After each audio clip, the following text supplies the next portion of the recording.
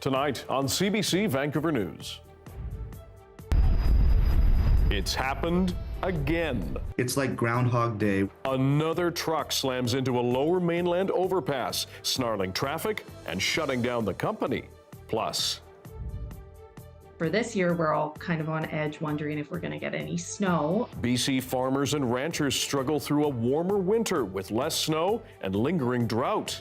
And I really love swimming. A great outlet for kids. But some BC parents say they cannot keep up with the rising costs of sports for their children. When a parent has to choose between food and rent, that sports are often the first things to go. This is CBC Vancouver News.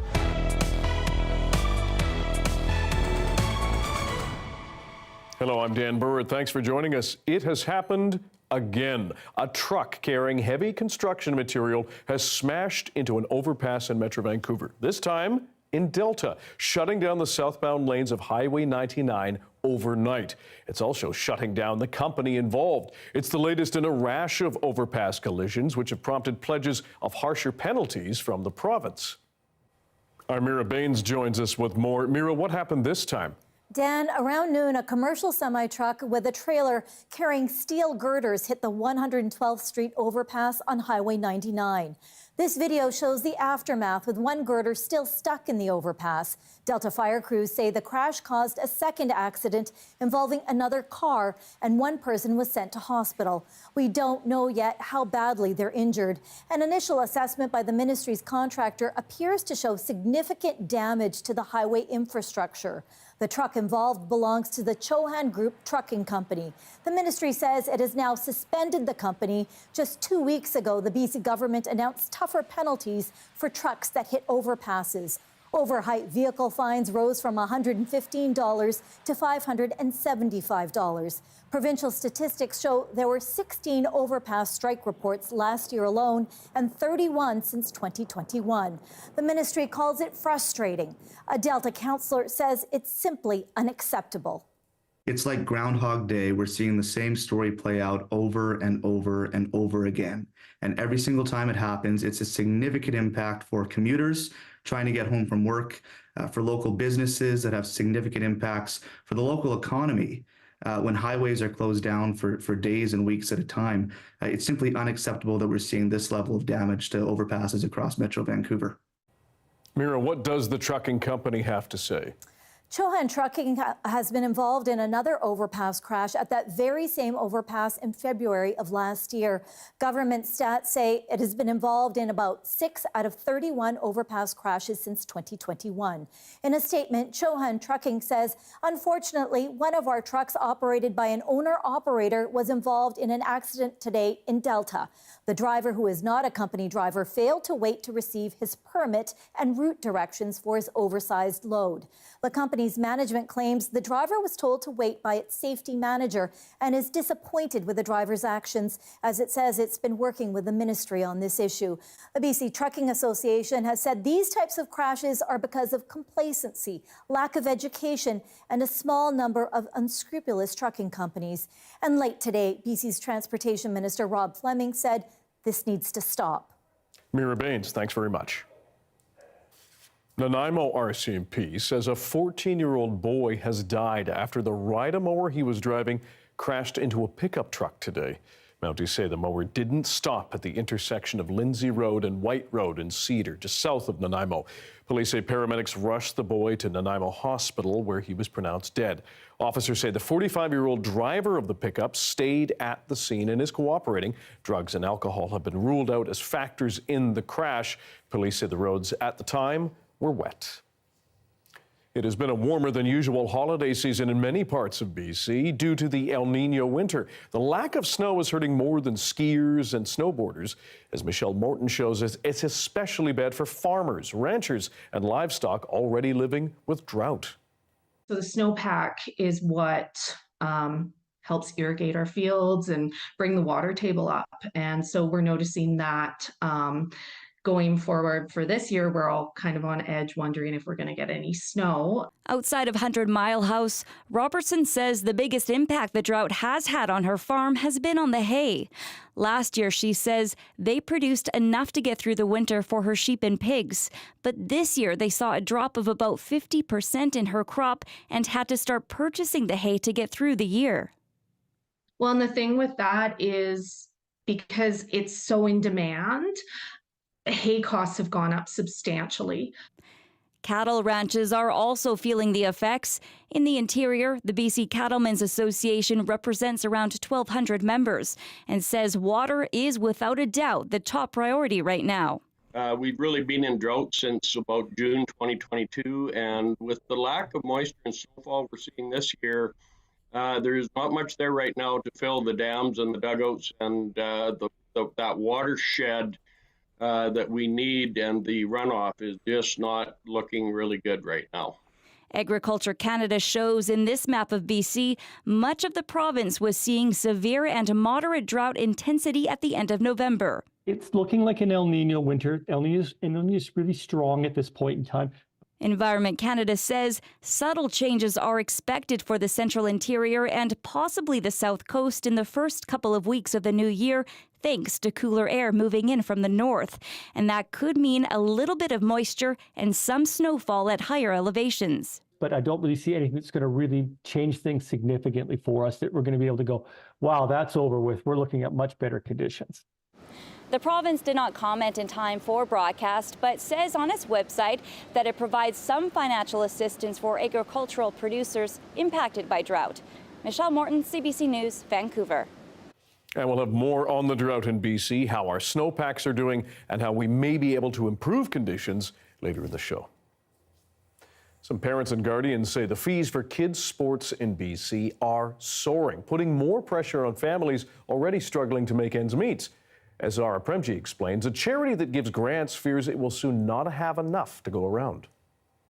Here's a reward I won for my swim club diving. For 14-year-old Jaden and his 11-year-old brother Ashton, swimming has helped connect them to their community and themselves. I really love swimming as it's like one of my favorite sports to do.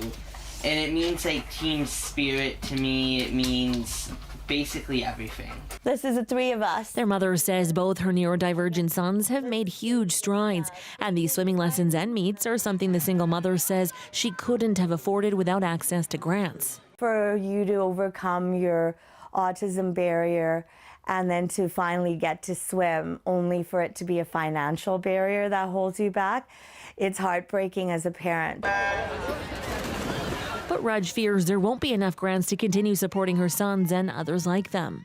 So the cost roughly is about $800 for summer swimming. And then when we do swim meets and dive meets, those cost money to enter. So it would be about, I would say, $1,400 a summer per child. We've doubled in cost in 6 years. Her family has been receiving grants from privately funded charity Athletics for Kids for at least 6 years now. When a parent has to choose between food and rent, that sports are often the first things to go. Since the start of the pandemic, the number of grants that Athletics for Kids has issued to kids in need has shot up by 400%. And as the needs climb, Gosselin fears they're nearing a point where they won't be able to help every kid. Not only are we getting the child participating in sport, sometimes we're giving them a lifeline. According to Athletics for Kids, the number of grants has grown from 250 in 2020 to around 1,000 in 2023, and they'd like to see more support from the government to keep the help coming. The province says it has been providing more supports to families through the boosted BC Family Benefit and other programs, including $400,000 in grants. But Raj says at this point, that just won't be enough. So we either have to take on a second job or we have to get a supplementary grant. Gosselin says her charity will keep the help coming for as long as it can and for as many children as it can. Zara Premji, CBC News, Vancouver. If you're looking for another gift to give this holiday season, Canadian Blood Services is asking for your help.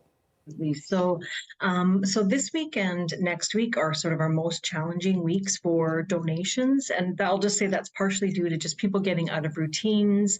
You know, everybody has family in or kids are out of school, so that can make a difference.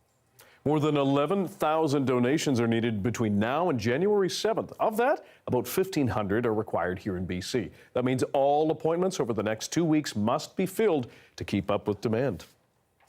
The BC Green Party is now a 2-seat team in the legislature, and its leader tells On the Coast host Gloria Macarenko the party still plays an important role.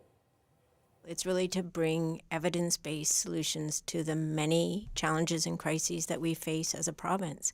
And that's everything from being realistic about climate change and presenting evidence-based solutions to that, to addressing the growing inequality that we have in this province.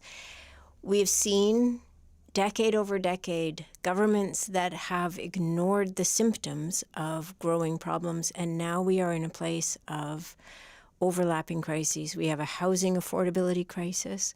We have, as you and I were just talking about, more and more people in BC dependent on food banks. We have a food security crisis.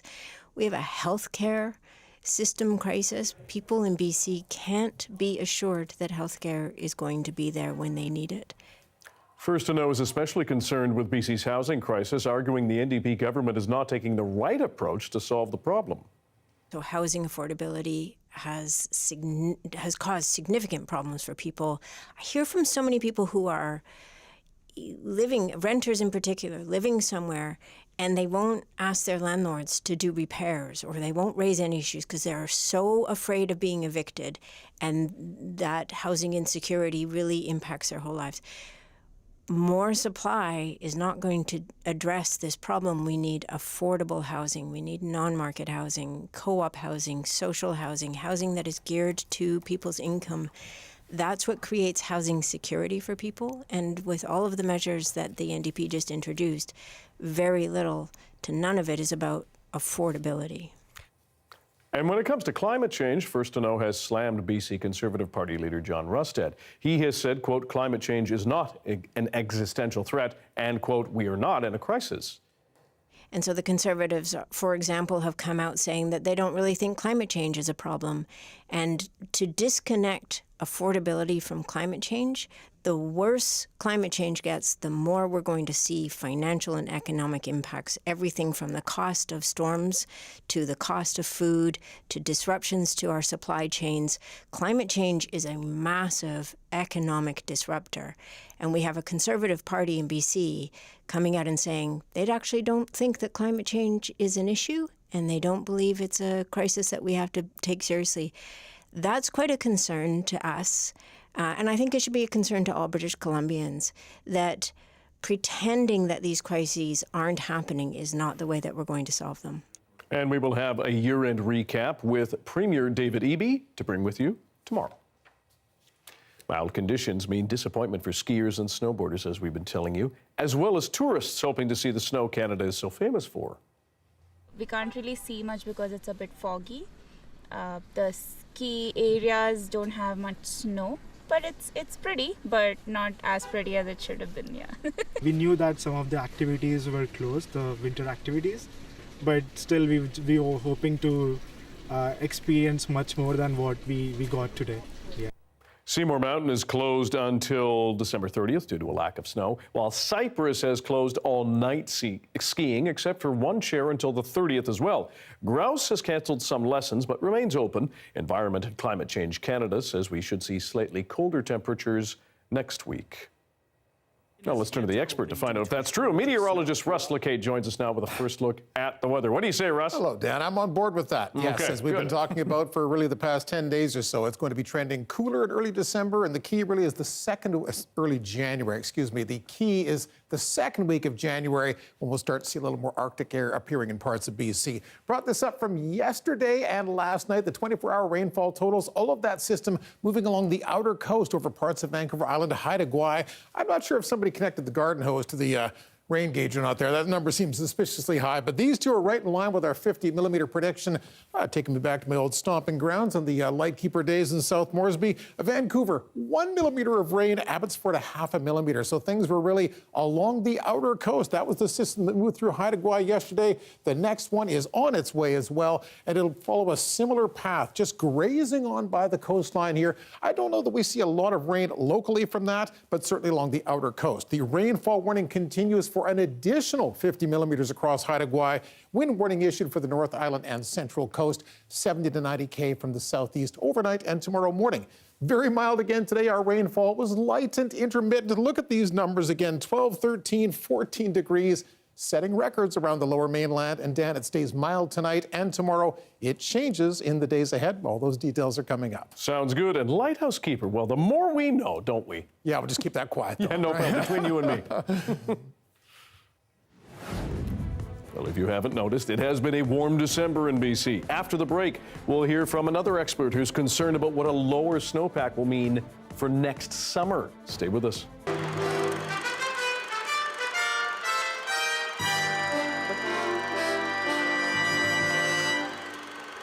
This winter is proving to be a disappointment so far for those who like winter sports, depend on them for their income, or anyone who had hoped for a white Christmas. On this Throwback Thursday, we're looking back at another mild winter in Winnipeg. Similar to this year, December 1997 was also an El Nino year. Winnipeg had clear sidewalks and snowblowers put in storage to prove it. This isn't the sound of a Winnipeg winter. It's December 23rd and I'm wearing my shoes still. I can't believe it. It's incredible weather. Wow, it started! Street cleaners instead of snowblowers, a far cry from the winter of 1996. Last December, Manitoba already had twice the normal snowfall. Highways were closed, streets impassable. And it only got worse. A freak storm in April paralyzed the province for days. There's no snow being reported on the ground across most of the southern prairies. What a difference El Nino makes. Southern Manitoba will have its first brown Christmas since 1939. The forecast high, a balmy -3. If we compare with last Christmas, our high in Winnipeg that day was -28, so such an incredible difference from last year. Winnipeg's fleet of snow clearing equipment is still tucked away in garages, saving the city about $2.5 million.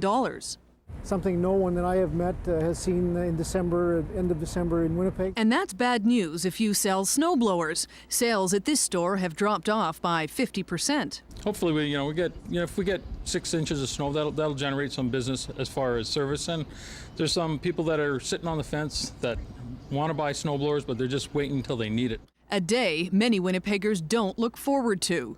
Around Christmas, you can never get out or anything, but it's just beautiful. I'm here about 50 years. Never been like that. In fact, this will be Winnipeg's first brown Christmas in 58 years, and there could be more mild weather to come. Environment Canada now predicts this province may feel the effects of El Nino well into the month of February. Danielle Kiefler, CBC News, Winnipeg. Well, you heard it there, more brown Christmases to come. Now, and that prediction definitely rang true this year. To talk more about the implications, David Atkinson joins us now. He's professor and chair of the Department of Geography at the University of Victoria. David, thanks for joining us. First of all, we're impacted by snow differently than in Manitoba, but what impact will the mild weather that we've had so far have on the rest of the year in this province? Well, we're probably in for a continued low snowpack, as we've seen already.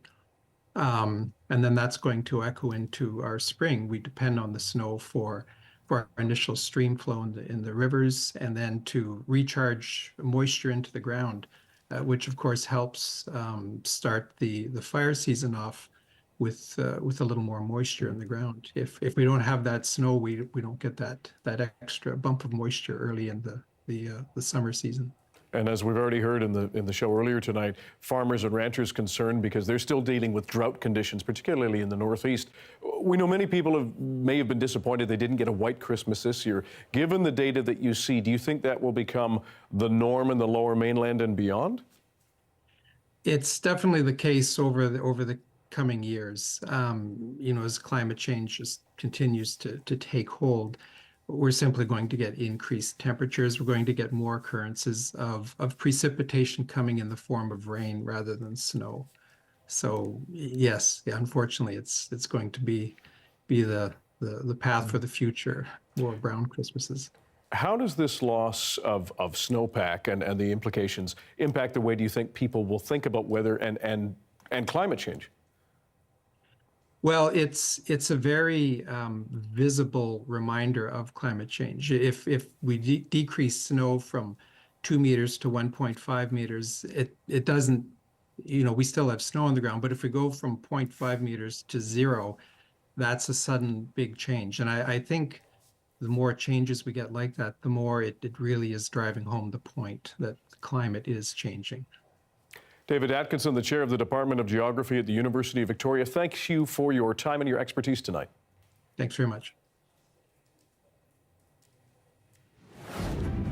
In Ontario and Alberta, several people are dead and some missing after a number of fatal incidents on the ice. What happened? After the break.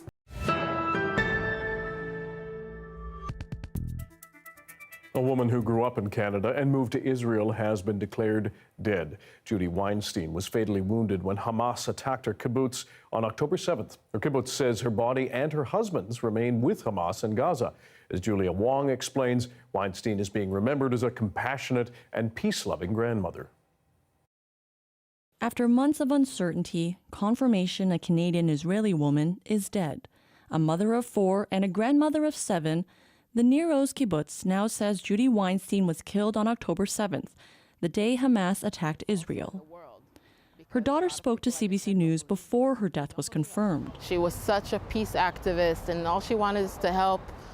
She was an English teacher for years, and then she turned into a mindfulness teacher for children and teenagers. Are you married? Weinstein had been out for a walk with her husband when Hamas militants stormed her kibbutz. Weinstein was shot, and her family believed she was taken hostage. Her husband, Gad Hagi's death was confirmed a week ago. The kibbutz believes both their bodies remain in Gaza, held by Hamas. Her daughter previously said waiting for news had been difficult. Is she alive? Is she dead? None of the released hostages saw her, none of them. And your mind kind of fills the gap. Honestly, it's torture, really. Israel says 129 hostages remain in Gaza and warns its bombardment won't stop until 2 conditions are met. We will continue to explore every avenue to secure our hostages' release and the dismantling of this terrorist regime. In southern Gaza, the air inside this hospital Thursday is thick with despair as casualties of an Israeli airstrike are rushed in.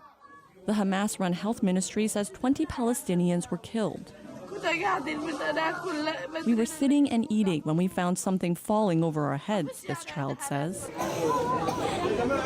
Israel also hit a refugee camp as it intensified attacks in central Gaza. The Israeli military maintains it regrets the harm done to civilians, but stresses it's targeting Hamas.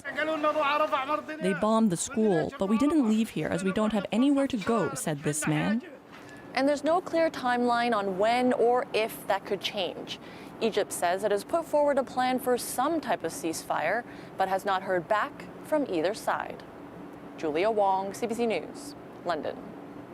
In the U.S., the presidential primary race hasn't yet begun, but it's already heating up. Former President Donald Trump faced a new threat today. The state of Maine has disqualified him from running. Tanya Fletcher takes us through the latest on Trump's legal woes. It's another big blow to Donald Trump's bid to return to the White House. Maine now becoming the second state to disqualify him from primary ballots. The state's top election official citing his actions up to and during the January 6th attack on the U.S. Capitol, saying, quote, "The weight of the evidence makes clear that Mr. Trump was aware of the tinder laid by his multi-month effort to delegitimize a Democratic election and then chose to light a match." This after an emboldened former president went after Colorado's top court for also wiping his name from that state's ballot. Nobody can understand why they did that. I guess maybe they did it for publicity. Maybe they did it for the very liberal, radical left governor. The decisions by Colorado and Maine have created a legal patchwork that could be left in the hands of the highest court in the country. Right now, we have different results from different states. I think the Supreme Court's going to be concerned about that. While Maine and Colorado have disqualified Trump, 5 states, including most recently Michigan, have dismissed attempts to remove his name from the ballot. But there are still more than a dozen other states reviewing these types of challenges. All of the court fodder has blown the door wide open for political pandering. maybe we should take Joe Biden off the ballot in Texas for allowing 8 million people to cross the border since he's been president. It's kind of a mess. This professor says it seems inevitable that the U.S. Supreme Court will weigh in, which could happen by early 2024. I think the court has to say that, look, as a nation, we have to figure out how we want to govern ourselves and the rules of that governance. If it's going to be a hodgepodge, then it's just going to be even more fractured than it already is. Tanya Fletcher reporting. Safety on open ice is a serious concern now that many parts of the country are experiencing a mild winter. In Ottawa, one teen is dead and another is still missing after 4 friends fell through ice on the Rideau River last night. As Nicole Williams reports, it's one of several recent deadly incidents on ice. It's been a long, desperate, and difficult search as police divers scour the waters of the Rideau River. Emergency crews hoping to find the body of a teenage boy still trapped in the frigid waters. He and 3 friends came here last night to go skating and fell through the ice. 2 were quickly rescued. Another 17-year-old Ahmed was found dead. We are all screaming, actually. It's really hard. It's really hard. We can't describe it, really. This is the worst feeling ever. Really, we can't do nothing. We can't do nothing. His family didn't want to speak on camera, but says Ahmed was the youngest of 4. He loved sports and wanted to be a police officer. He and his family came to Canada 10 years ago as refugees. With the warm weather, it's been hard. There's not much ice being made. So if you try to step on it, you're going to likely break through right now.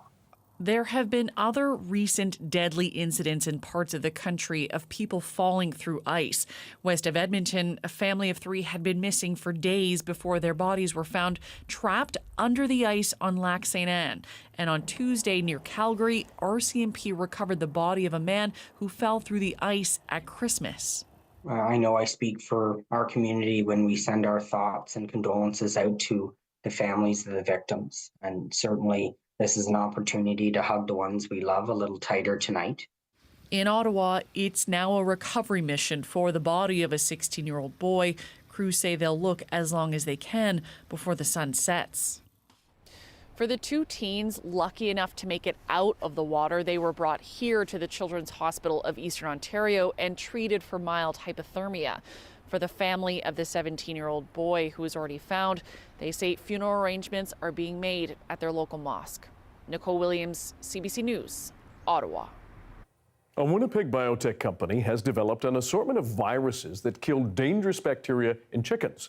The scientists say their product could also treat people. And as Karen Pauls explains, it could be used to tackle an urgent public health threat, antibiotic resistance. Those clearings are where you can actually see that the phages, the viruses, have basically consumed the bacteria. These Winnipeg scientists have developed a cocktail of viruses that kills E. coli and Salmonella in chickens. This is the way that we can tell how strong the bacteriophage is against the bacteria. They believe their product could also be adapted to treat people who have infections caused by drug-resistant superbugs. They already do a job, and that job is killing bacteria on our body. Phages are viruses that only infect bacteria. They work by binding themselves to a cell, injecting their genetic information inside, creating more of themselves until they burst out, looking for more hosts to kill. It's very keyed into actually killing bacterial infections only. Doesn't infect human cells, doesn't infect animal cells, and you probably have about 100 trillion of them all over you right now. Stephen Terrio's research found the survival rate of chickens infected with E. coli and then given farm phage was 92%, compared to 8% of untreated birds. Our birds are healthier, so when they had a flu come through the actual barns, our chickens actually survived a lot better than the actual barn that was the control barn. If the bacteriophage can replace antibiotics in chickens, Terrio believes they are an answer to antibiotic resistance in humans, too. The World Health Organization says it's a global threat associated with millions of deaths every year. According to the WHO, antimicrobial resistant diseases will increase at least 300-fold by 2050. They're going to be dying in the hospitals because there's no treatments. We can actually treat those diseases by using a virus. Any new therapeutic product has to be authorized for use in animals and humans. Farmphage has been approved in Bangladesh, and it's currently going through the process in the U.S. Industry groups are lobbying for changes to Canada's regulatory system so bacteriophages can be submitted for approval here too. Karen Pauls, CBC News, Winnipeg. Canada's Governor-General has announced new appointments to one of Canada's highest honours. New members of the Order of Canada include broadcaster and CBC alumnus George Stroumboulopoulos. He's being recognized for his contributions to Canadian media and journalism. Another former CBC broadcaster is also joining that club. Bronwyn Draney was editor-in-chief of the Literary Review of Canada. Also making the list this year is the creator of these beautiful stringed instruments. Linda Manzer is being recognized for her trailblazing contributions and achievements. The honors will be handed out in the new year. Well, a record pressing company in southern Ontario is putting a green spin on producing vinyl. They've developed a more environmentally friendly option. And as Tom Perry shows us, it cuts waste by about 80%. The rebirth of vinyl in full swing. Workers at this plant near Toronto turning out LPs in every color of the rainbow for artists around the world. Demand for records and their rich, warm sound has been growing for years, along with questions about how they're made. PVC is the compound we're using, polyvinyl chloride, so we should care about that. Polyvinyl chloride is a petroleum product, meaning every record has a carbon footprint. At this plant, the goal is to shrink that by making sure as little vinyl as possible goes to waste.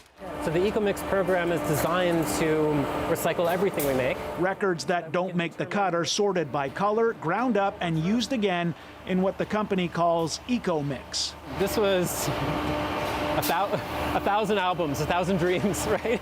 It's not unusual for record companies to recycle reject LPs. The difference here is the color. The company offers 6 distinct shades. So the industry has had a recycled vinyl product for some time, and what that is it's a grab bag of random reground colors thrown together into a surprise color, right? And sometimes it looks okay, sometimes it has a bit of a baby vomit look, you know? There's a lot of bands that just use this as their rehearsal space. Josh Wickens runs a record label out of a dark restaurant basement, but has embraced the bright new colors. It's got a lot of different hues and colors and, different highlights. His latest release on EcoMix from Toronto hardcore band Street Justice. It's pretty much my go-to when I do vinyl. For any band, really, I'll offer it and hope that they accept. Duh.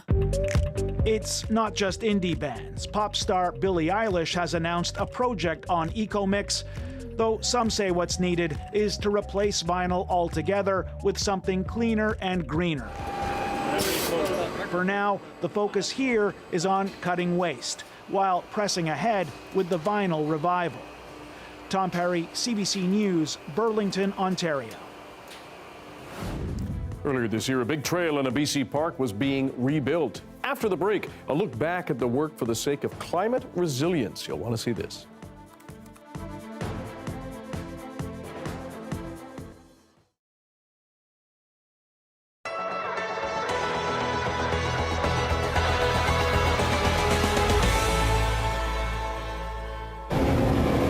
I count noise spikes, and for example, here, there will be over 1,500 noise spikes. Standing on the corner with a decibel meter is hardly a day at the spa, but it's Ingrid Boudet's mission to bring some serenity to living in a bustling city. There's a lot of apathy out there. A lot of people have given up. They're like, nothing's going to change. This is always going to happen. But the answer is, it doesn't need to. No More Noise Toronto has created an online mapping tool where people can report potential noise violations, such as off-hours construction, modified mufflers booming by. So, when you have a look, you can see some of these big noise spikes. But really, it's to provide a picture of the noisiest pockets of the city and demand they do something about it. more enforcement when it comes to loud vehicles. We need the city to go to the shops that do it and say, oh, I see there's exhaust parts on here. Okay, next week when we come back, those should be gone because modifying exhaust is illegal. And then if they come back and they're still there, then they get a fine. Or construction noise. We need a day off, an enforced day off, where Sundays are a quiet day. It's motorcycles, it's exhausts, it's jet skis, it's construction noise. Claire Kumar lives along Lakeshore and Humber Bay. She says the constant noise had been racking her nerves. It's actually raising your blood pressure. It's causing more stress in your body. It's not allowing you a full sleep.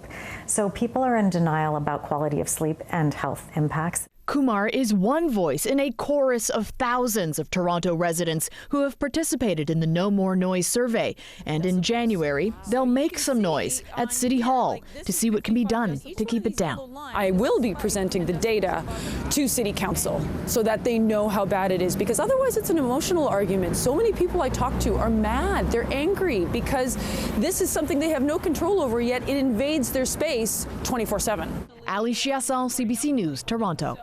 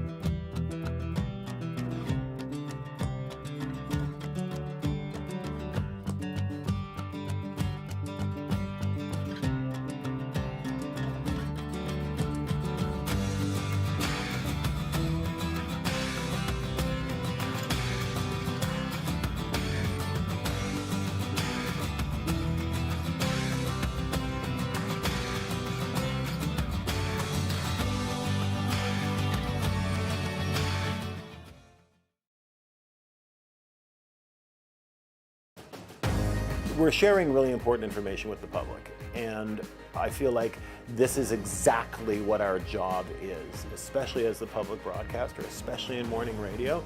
That's incredibly important.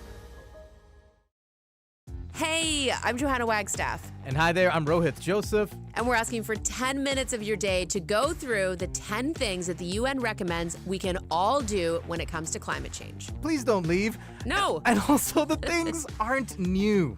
We are just wired to not do them. We promise you to help you figure out your brains, and you and your people can make better choices to combat climate change. 10 Minutes to Save the Planet is available now on CBC Listen and everywhere you get your podcasts.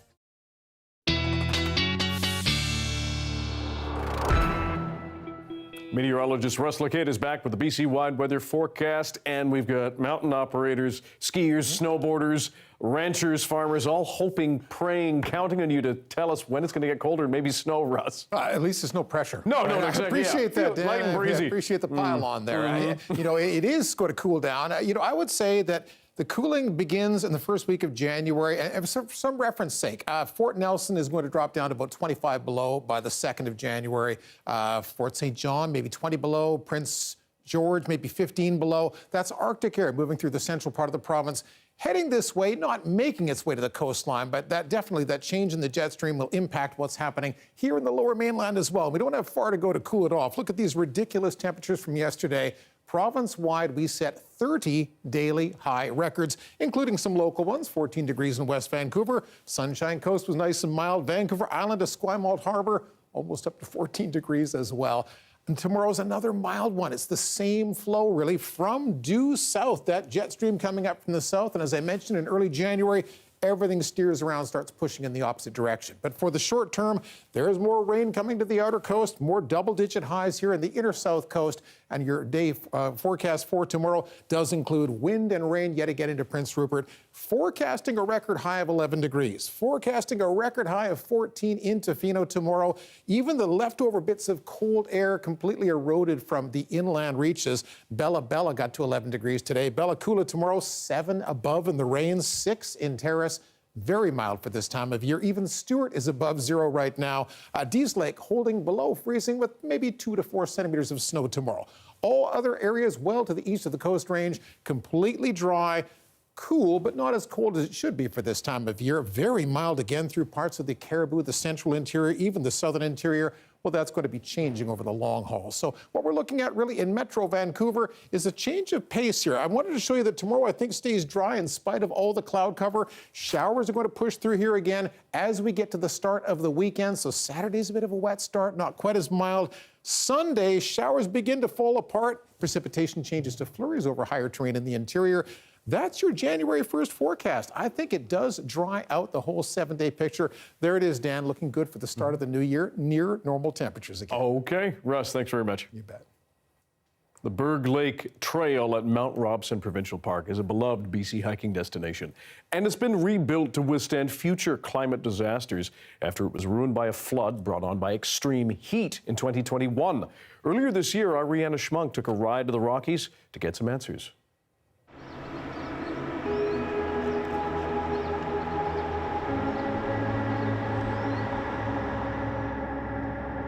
So we are just heading up now to get in a helicopter to fly up to the Berg Lake Trail, and that's usually something that you would hike in and do and camp for a couple days. But we're flying today because the trail's been closed for well over a year.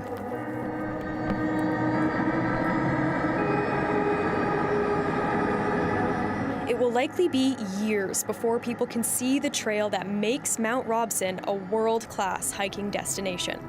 It's been shut down since a flood in 2021 ripped out entire sections of the path. Park manager Elliot Ingalls knows this area and what happened better than anyone. So we are basically on the shores of Berg Lake. We're kind of standing in the middle of paradise, I guess. It's kind of one of the most beautiful places, I think, in the world. Well, now you get a full view of Mount Robson, the highest peak in the Rockies, nearly 13,000 feet high. The tumbling glacier takes form and in a furrowing of crevasses tumbles into Berg Lake. It's like this. Well, you go across something like this, if the weather switched on you and you got a rainstorm, that'd be gone. That'd be gone. It sure could. Half a century later, that prediction came true. It's hard to believe anything could shake Mount Robson's sheer, overwhelming mass. But a few days of extreme heat and floodwater from melting glaciers tore it apart. We're standing right in the creek.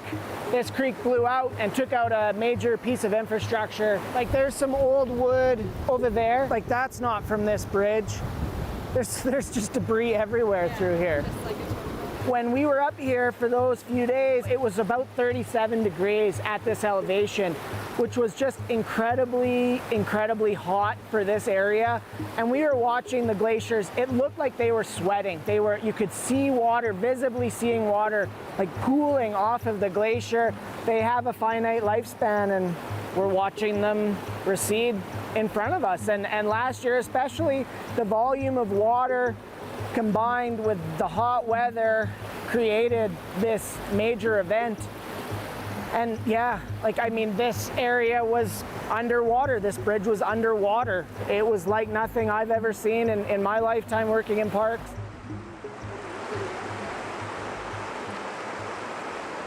The full scale of the damage didn't really become real until we traveled a few kilometers south into a valley near some of the trail's most recognizable waterfalls.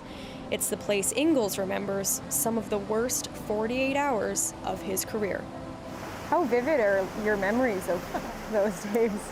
I started up the trail at about 4:30 in the morning, and as soon as I got to the first bridge, I was just like, okay, this is it. 20 tons of rocks covering a bridge that had sat there for 20, 30 years, the river coming up 30 feet. This is unbelievable. This is nature's as much damage as you can see along this trail.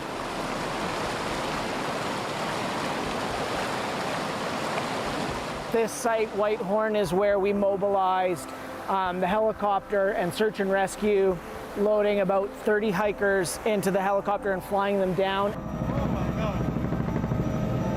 Oh my God. I couldn't believe it. When I got called on the radio that morning, we knew it was going to be bad, but we didn't think it was going to be that bad. Somehow, everyone made it off the mountain safely, but the trail was in bad shape. If you had to, compare this area to the other parts of the trail that flooded, where did this rank in terms of severity of damage? So while the flooding was happening, this water would have been well over the top of where we are right now. And now you can see it's kind of dug a deep channel along the edge of where the trail used to be. To me, it's so unbelievable, and it really speaks to the event and how unbelievable nature can be.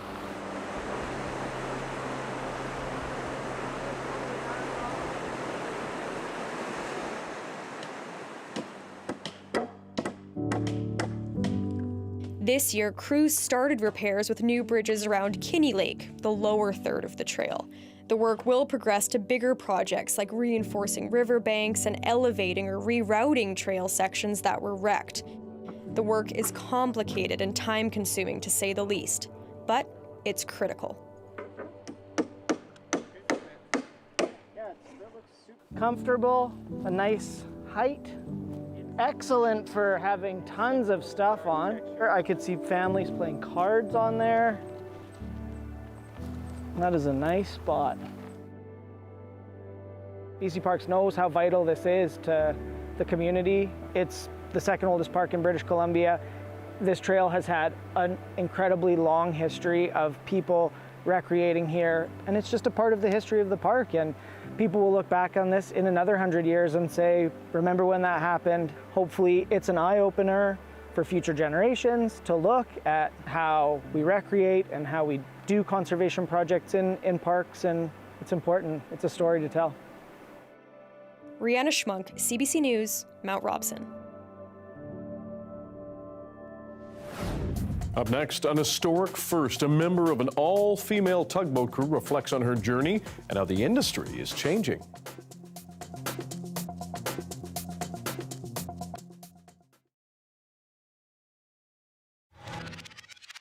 Last year I became a dad, and I wrote this song for Jude. It goes like this.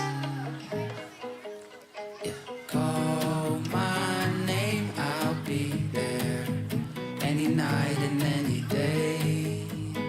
Take my hand, I got you. That'll always stay the same. Less of my time spent with myself, I wouldn't trade it for anything else. You got my eyes, I got your back. You and me ain't nothing better than that. I hope one day that you'll listen to this song, keeping us close when I've been gone. Every word was written for you, yeah, yeah. When I go, just know I'll come back. If traffic's slow, just know I'd run back to you. I know this world can get kinda cold. Summer comes and it goes.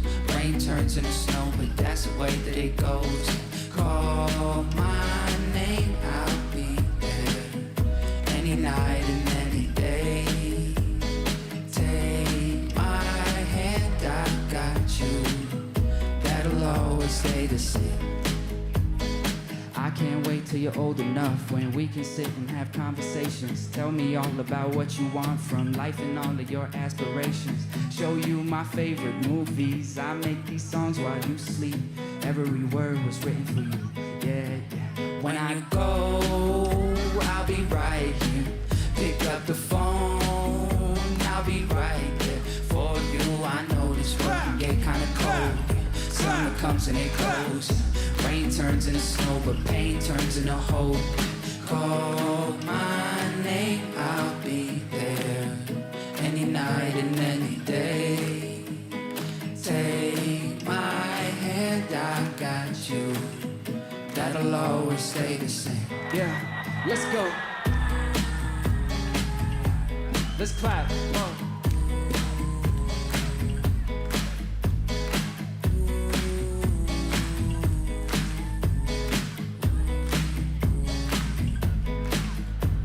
Thank you, Toronto. Thanks for letting me have that one.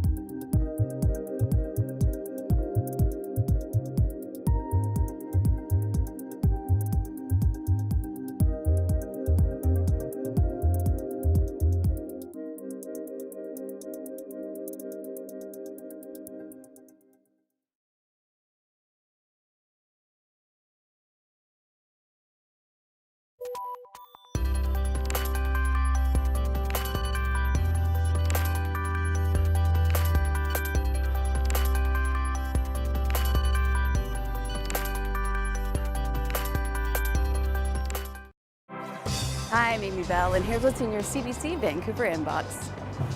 Enjoy groundbreaking contemporary works of theatre, dance, music, and multimedia at the annual Push International Performing Arts Festival, January 19th to February 4th. For the festival program and tickets, visit pushfestival.ca. And never miss a special programming series, event, or contest. Subscribe to CBC Vancouver's e-newsletter at cbc.ca/Vancouver Inbox and keep connected with us.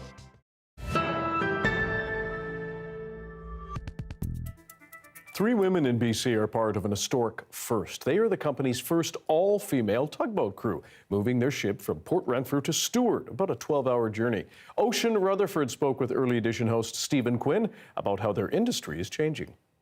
Growing up in Prince Rupert especially, we just didn't see that on the water. Lots of women spent their entire lives on the water, but there weren't female captains in the area. And I remember being in New Zealand about 10 years ago, and I went on a tour boat and it was crewed and captained by women. And I was like, oh my gosh, this can be possible.